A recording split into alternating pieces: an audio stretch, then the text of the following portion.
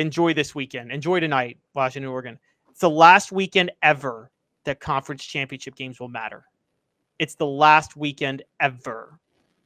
Let me repeat that. Ever. The greatest spectacle in sports that the SEC started in 1992 because of a visionary named Roy Kramer, who really took the SEC leaps and bounds above everybody else, and no commissioners come close. Greg Sankey's nowhere close to what Roy Kramer was as a commissioner. It's night and day. Created the greatest spectacle the week after Thanksgiving, having these conference championship games. Starting next year, Dave, you say you get to play for the first round bye, so you try to win your conference championship, right? Mm-hmm. All right. You win the first round. You get the first round bye. Then you have to win 3 games instead of 4 to win the national title. That's the advantage of the bye, right? Right. 3 games instead of 4. Right. Okay.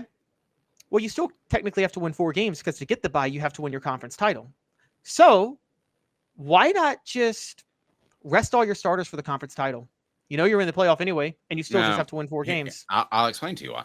And here's my concern is that the conference championship games will go the way of the basketball tournaments. They will be that next year. Okay. I don't think it's going to happen. And here's why. Because let's take a look at this year.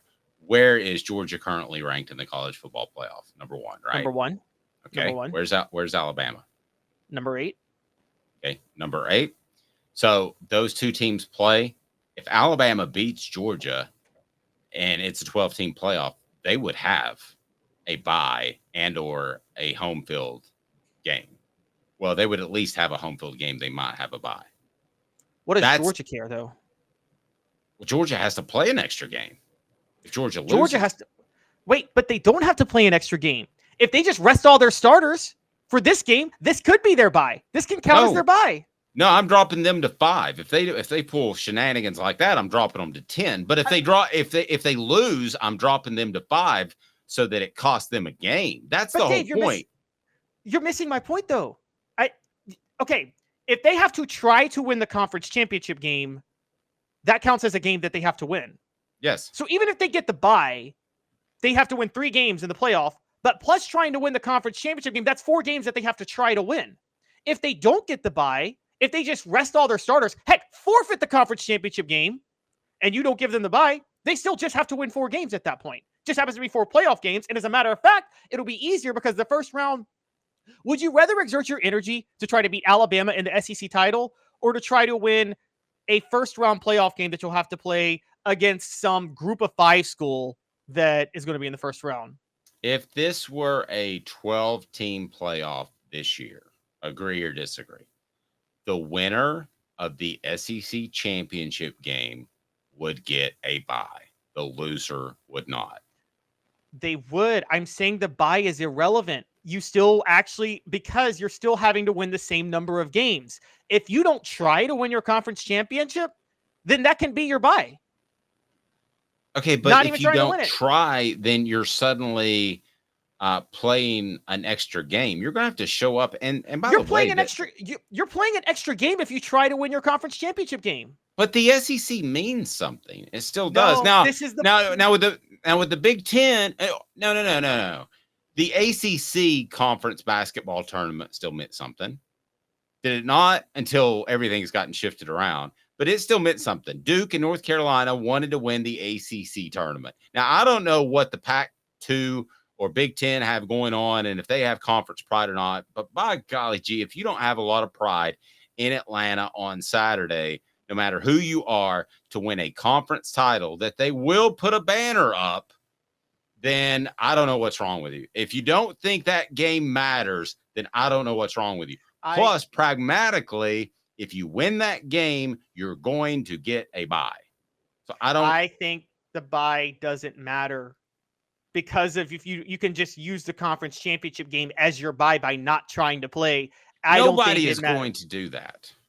I think you know what I would do? I would rest every one of my starters. I'd put every one of my backups in if I were Georgia this week. Every single one of my backups. Yeah, and you just punt the whole time. I would. Red Bull you from Water Boy. I'd kneel it 3 times and punt it. Every single time. I would kneel it 3 times and punt it. And I wouldn't care. And by the way, I got another one for you, Dave. Here's where it's really bad. Are we going further into the dumb deficit? Where are we going? Because this matters. This is a huge game. I'm going even further. The conference title, the 12-team college football playoff will kill rivalry week. If I were Ohio State or Michigan last week, I'd have lost that game on purpose. Because then I could get 2 buys, not trying to play against my rival and not having to play in the conference title game. Thank you, Smoky Mountain Red. He says that would be horrible coaching, teaching players to lose. Edwards said, Herm Edwards said, Herm Edwards said to win the game. Golly, that voice. Herm Edwards said you play to win the game, and you do. And so that's why teams rest their starters in the NFL when they have what they need. Not in the conference championship game. There are things to play for, both pragmatically and pride-wise. Dave, you know how you get me on board? Let me ask you this. Do you think that Tennessee, South Carolina, LSU, who else would be? That's pretty much it.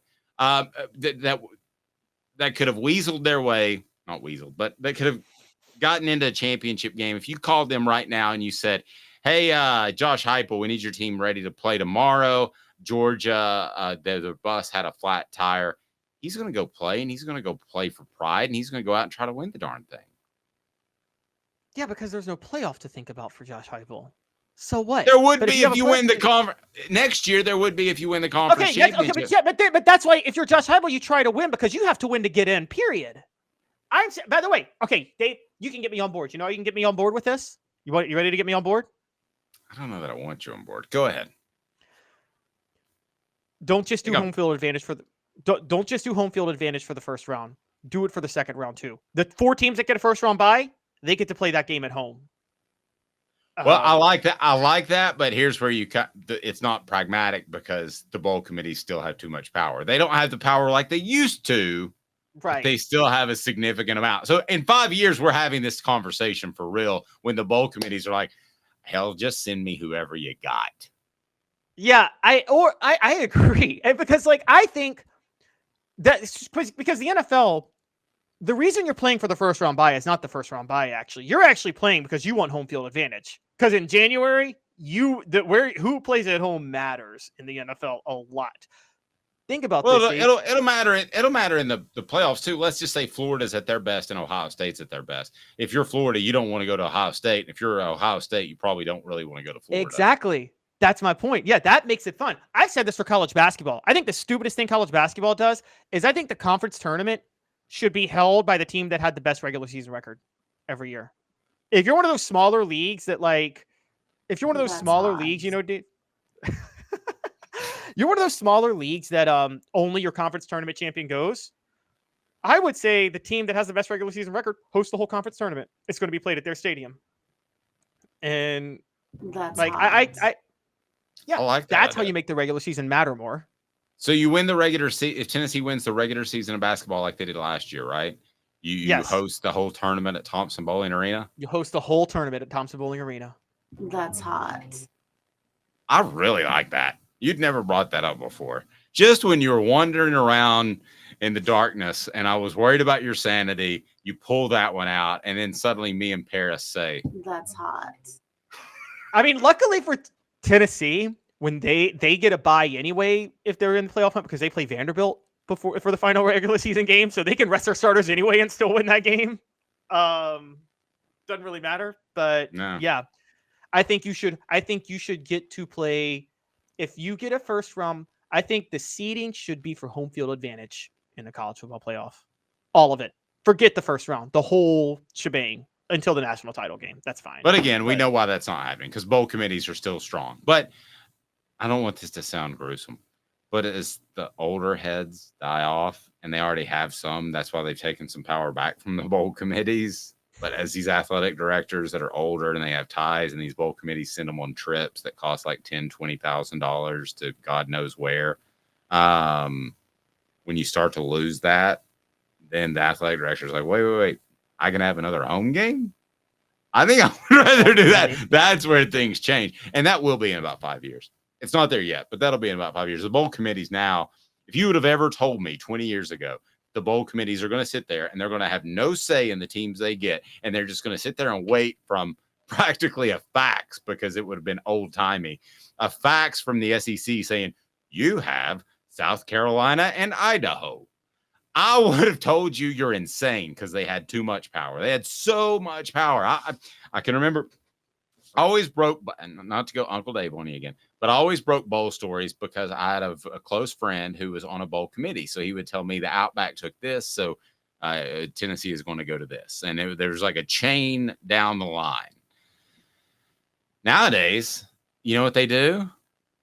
Well, I'll go ahead and tell you. They hold a Chick-fil-A preseason classic, because the bowl game, they have no say in the teams they're going to take. So, exactly that's exactly what they're like. Hell, we gotta do something and save this revenue that's coming. Hence why the NIT does the preseason NIT in basketball now, because nobody cares about the actual NIT anymore. So all home games. All right, I'm for that.